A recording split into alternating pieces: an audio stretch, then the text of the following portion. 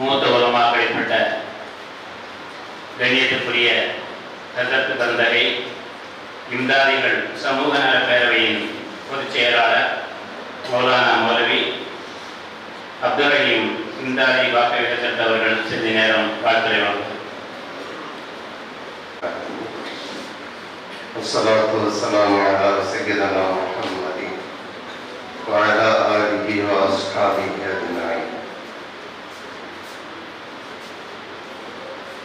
அல்லாஹ்வின் நல்லடியார்களே, அஸ்ஸலாமு அலைக்கும் வரஹ்மத்துல்லாஹி வபரகாத்துஹு.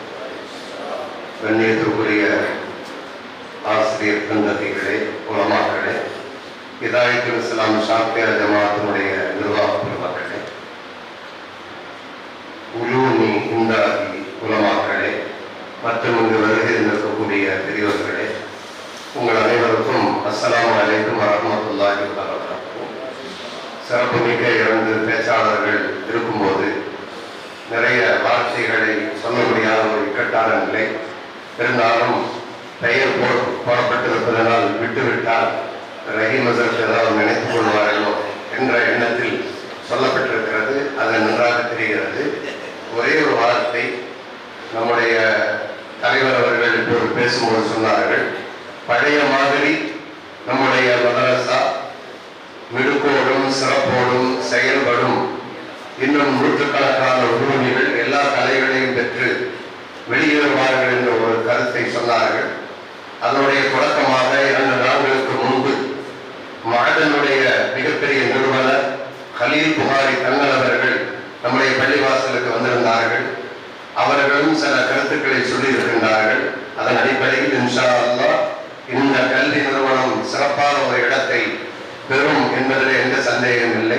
அடுத்து ஒரே ஒரு கருத்து, சுன்னத் ஜமாஅத்தை பற்றி பிடித்து நடக்க வேண்டும் என்று எல்லாருமே சொல்கிறார்கள். சுன்னத் ஜமாஅத்துக்கு அப்பாற்பட்டவர்கள் நாங்கள் தான் உண்மையான சுன்னத் ஜமாஅத் என்று சொல்கிறார். யாரு சுன்னத் ஜமாஅத்? ஒரே ஒரு ஹதீஸ் ஸல்லல்லாஹு அலைஹி வஸல்லம் அவர்கள் சொன்னார்கள், அலைக்கும் பி சுன்னதி வ சுன்னத்தில் குலஃபாயிர் ராஷிதீன் அல் மஹ்தியின், என்னுடைய சுன்னத்தை நீங்கள் பற்றி பிடித்துக் கொள்ளுங்கள். அப்ப நபி ஸல்லல்லாஹு அலைஹி வஸல்லம் அவர்கள் சொன்ன, செய்த, நடந்து காட்டிய ஒரு சுன்னத், அந்த சுன்னத்து வேறு. அடுத்து என்ன சொன்னார்கள்? ஒரு சுன்னத்தில் குலஃபாயிர் ராஷிதீன், நேர்வழி பெற்ற 4 கலீஃபாக்கள் அவர்களுடைய சுன்னத். இப்ப நபி ஸல்லல்லாஹு அலைஹி வஸல்லம் அவர்களின் சுன்னத்தை அடிப்படையாக கொண்டு காலத்துக்கு ஏற்ற சட்டங்களை கலீஃபாக்கள் இயற்றியிருக்கிறார்கள், சட்டங்களை வடிவமைத்திருக்கிறார்கள், ஃபத்வா கொடுக்கக்கூடியவர்கள் இருந்திருக்கிறார்கள். அந்த நடைமுறையும் சுன்னத்து தான். அந்த சுன்னத்தையும் பின்பற்ற வேண்டும். அப்படி இருக்கும்போது சஹாபி சொன்னதுதானே, நபி தோழரானே சொன்னார், நபி சொன்னாரா என்ற அந்த வாதம், அந்த விவாதம் தான் குழப்பத்துக்கு காரணம். அலைக்கும் பி சுன்னதி வ சுன்னத்தில் குலஃபாயிர் ராஷிதீன் என்ற ஹதீஸுக்கு விளக்கத்தை சரியாக படிக்காததினாலும் தாழ்வான கருத்துக்களை புரிந்து கொண்டதனாலும் இந்த குழப்பம் ஏற்பட்டிருக்கின்றது.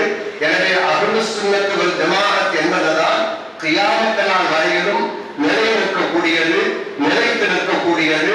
அதன் அடிப்படையில் நாமும் நம்முடைய தலைமுறையினரும் வாழ்வதற்கு அல்லாஹ் தௌஃபீக் செய்வானாக என்று கூறி என் உரையை நிறைவு செய்கிறேன். அஸ்ஸலாமு அலைக்கும்.